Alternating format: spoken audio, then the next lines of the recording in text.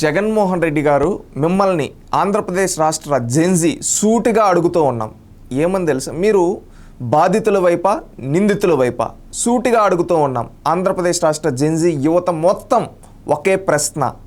ఎందుకంటే మీరు ఒక ట్వీట్ చేశారు.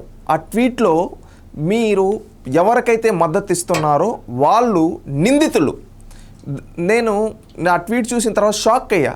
జగన్మోహన్ రెడ్డి గారు మానసిక పరిస్థితి ఏమన్నా సరిగ్గా లేదా, లేకపోతే ఆయన చుట్టూ ఉండే వాళ్ళు ఆయన్ని రాంగ్గా అసలు ఆయన్ని ఒక విధానంలో ఏదన్నా నడిపిస్తూ ఉన్నారా, లేదా ఆయనకి బాధితులు నిందితులుగా నిందితులు బాధితులుగా కనిపిస్తూ ఉన్నారా అని అనిపిస్తూ ఉంది. మీరు 3 కేసుల గురించి ప్రస్తావించారు మీ యొక్క ట్వీట్లో. మొదటిది ఏంటంటే విరూపాక్ష గురించి, ఆలూరు ఎమ్మెల్యే గురించి రాస్తూ ఒక ప్రజాప్రతినిధిని అరెస్టు చేస్తున్నారు ఈ విధంగా అని చెప్పి అంటున్నారు. ప్రజాప్రతినిధి అంటే ప్రజలచే ఎన్నుకోబడిన వ్యక్తి.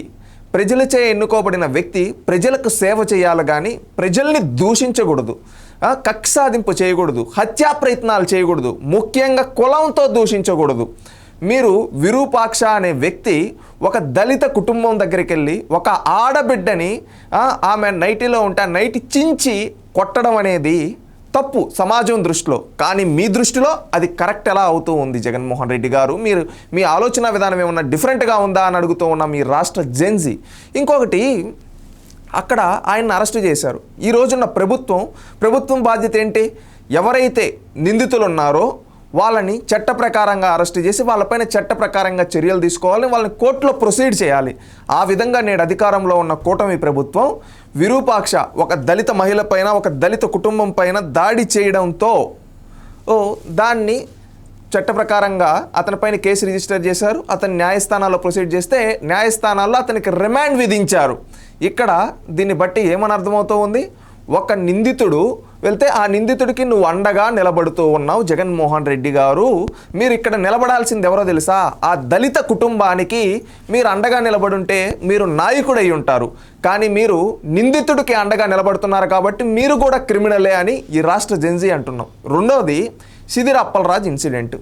ఇది ఈ ప్రపంచమంతా చూసింది. సిదిరి అప్పలరాజు కొడుకు ఒక పేద దానయ్య యాదవ్ అనే ఒక గొర్రెల కాపరి, ఒక పేద గొర్రెల కాపరిని సిదిరి అప్పలరాజు గారి కుమారుడు బైక్తో గుద్దిచ్చి చంపేశాడు. చంపేసిన తర్వాత యాక్చువల్గా రూల్స్ ప్రకారం అంటే అతను వెళ్ళి లొంగిపోయి ఉండాలి పోలీసుల దగ్గర న్యాయస్థానం లొంగిపోయి ఉండాలి. కానీ లొంగిపోకుండా సిదిరి అప్పలరాజు ఇన్వాల్వ్ అయ్యి ఏం చేశాడంటే అతని కొడుకును తప్పించి అతని కొడుకు స్నేహితుడిని అక్కడ బలి చేశాడు. ఇక్కడ ఏం జరిగింది? ఏదైతే సాక్ష్యాలు ఉన్నాయో దాన్ని తారుమారు చేశారు. ఈ తారుమారు చేయడం అనేది చట్టం దృష్టిలో తప్పు. ఇక్కడ సిదిరి అప్పలరాజు ఇంకా తన అహంకారపూరిత వ్యాఖ్యలు ఏంటంటే, చనిపోయిన వ్యక్తి కుటుంబానికి నేను 1,00,000 రూపాయలు ఇస్తాను, నా ఇంట్లో వచ్చి పాచిమని చేయమను అతని భార్యనే అని చెప్పి అహంకారపు మాటలు మాట్లాడాడు. అంటే పేదలంటే ఎందుకు మీకంత కక్ష, ఎందుకంత పెత్తందారి మనస్తత్వం అని ఈ రాష్ట్రంలో ఉండే ప్రజలందరూ కూడా మిమ్మల్ని అడుగుతూ ఉన్నారు. ఇక్కడ ఈ సంఘటనలో అది జరిగిన తర్వాత ఆ కుటుంబం, ఆ దానయ్య కుటుంబాన్ని చూసిన తర్వాత, వాళ్ళ సిచ్యువేషన్ చూసిన తర్వాత, వాళ్ళకి కనీసం ఎంత నిరుపేదలంటే కనీసం వాళ్ళ పిల్లలకు పాలు ఇవ్వడానికి కూడా డబ్బులు లేక బిస్కెట్ నీళ్ళల్లో పెడుతుంటే ఆ సంఘటన చూసిన తర్వాత రాష్ట్రంలో ఉండే ప్రతి ఒక్కరికి కన్నీళ్ళు తిరిగాయి, మీకు తప్ప. ఎందుకంటే మీరు వచ్చి నిందితుడి వైపు నిలబడి ఆ నిందితుడికి మద్దతుగా మీరు మాట్లాడుతూ ఉన్నారంటే మిమ్మల్ని ఏమనాలి? ఇక్కడ మీరు నిజంగా ప్రజానేత అయి ఉంటే మీరు నిలబడాల్సింది ఆ పేద యాదవ సామాజిక వర్గానికి సంబంధించిన దానయ్య గొర్రెల కాపరి కుటుంబానికి మీరు అండగా నిలబడి ఉండాలి. కానీ మీరు ఈ సాక్ష్యాలు తారుమారు చేసి చట్టాన్ని నా చేతిలోకి తీసుకోవాలి అని అనుకున్న సిదిరి అప్పలరాజుకి అండగా నిలబడుతున్నారు నిందితుడు వైపు. ఇది రాష్ట్రంలో ఉండే ప్రజలందరూ మిమ్మల్ని క్వశ్చన్ చేస్తూ ఉన్నారు. మూడవ సంఘటన, ముస్తఫా గారి కుమారుడు గుంటూరు ఈస్ట్ ఎమ్మెల్యే గతంలో ఆయన ఇన్సిడెంట్లో ఇక్కడ క్లారిటీగా మిమ్మల్ని అడగదలుచుకున్నాం. అక్కడ వాళ్ళు పొగాకు రైతుల్ని కిడ్నాప్ చేసి డబ్బు కోసం వాళ్ళని బెదిరించి వాళ్ళని కులంతో దూషించి ఎట్లా పడితే అట్లా మాట్లాడారు. అలాంటి వాళ్ళపైన చట్టం ప్రకారం కేసు బుక్ చేసి చర్యలు తీసుకుంటూ ఉన్నారు పోలీసులు. వాళ్ళ కోసం వాళ్ళ పరారీలో ఉంటే వాళ్ళని వెతుకుతూ ఉన్నారు.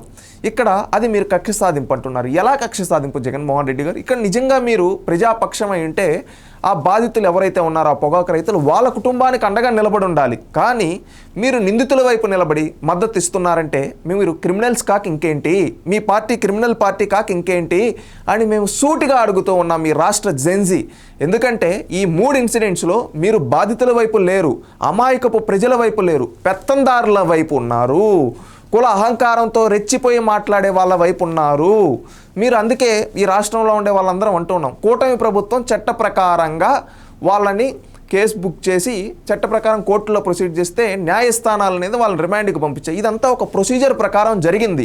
మీరు ఒక ముఖ్యమంత్రిగా పనిచేసిన వ్యక్తి ఇప్పుడు ఒక పార్టీ అధ్యక్షుడిగా ఉండి ఈ ప్రొసీజర్కు తెలిసినా కూడా కావాలనే ప్రజల్ని డైవర్ట్ చేసే విధంగా ఈరోజు మీరు కక్షపూరితంగా మీరు మాట్లాడుతున్నారంటే మీ మానసిక పరిస్థితి ఎలా ఉందని ఈ రాష్ట్ర ప్రజలు సూటిగా మిమ్మల్ని రాష్ట్ర జెన్జీ అడుగుతున్నారు. ఇవన్నీ గమనించిన మా జెన్జీ ఏమంటున్నారు తెలుసా? జగన్మోహన్ రెడ్డికి పేదలంటే పట్టదు, జగన్మోహన్ రెడ్డికి ఏంటంటే ఎప్పుడు పెత్తందారి మనస్తత్వం. ఎందుకంటే ఆయన ముఖ్యమంత్రిగా ఉండేటప్పుడు చాలామంది బడుగు బలహీన వర్గాలు చనిపోతే కనీసం చర్యలు తీసుకోలేదు. ఈ రోజు ఉన్న కూటమి ప్రభుత్వం బడుగు బలహీన వర్గాలు ఎవరైనా బాధితులు సహాయం కోరితే అండగా నిలబడి ప్రభుత్వం వాళ్ళు ఎంతటి వాళ్ళైనా కానీ ఎదుటిన్న వాళ్ళు వాళ్ళపైన చర్యలు తీసుకుంటూ ఉంది. చట్టం ముందర అందరూ సమానమే అని నిరూపిస్తూ ఉంది. అందుకని మా రాష్ట్ర జెన్జీ, మా ఆంధ్రప్రదేశ్లో ఉండే జెన్జీ అంతా మేము తెలుగుదేశం కూటమి ప్రభుత్వంతో ఎందుకుంటుంటే అది చట్టంను వాళ్ళు ఫాలో అవుతూ ఉన్నారు. ఇక్కడ జగన్మోహన్ రెడ్డి ఏంటంటే క్రిమినల్ లా ఫాలో అవుతూ ఉన్నారు. వాళ్ళ ఆలోచనలన్నీ క్రిమినల్స్ లా ఉన్నాయి. ఇలాంటి వాళ్ళు మన రాష్ట్రానికి హానికరం. మనం సినిమాకి వెళ్ళినప్పుడు పొగ తాగడం హానికరం అంటారు, అలా ఈ రాష్ట్రానికి వైసీపీ పార్టీ హానికరం, జగన్మోహన్ రెడ్డి గారి ఆలోచనలు హానికరం అని ఈరోజు జెన్జీ అంతా అంటున్నారు. జగన్మోహన్ రెడ్డి గారు దయచేసి మీ పద్ధతిని మార్చుకోండి, లేకపోతే మా జెన్జీ ఎలా చేయాలో మాకు తెలుసు, మా ఓటుతో మీకు.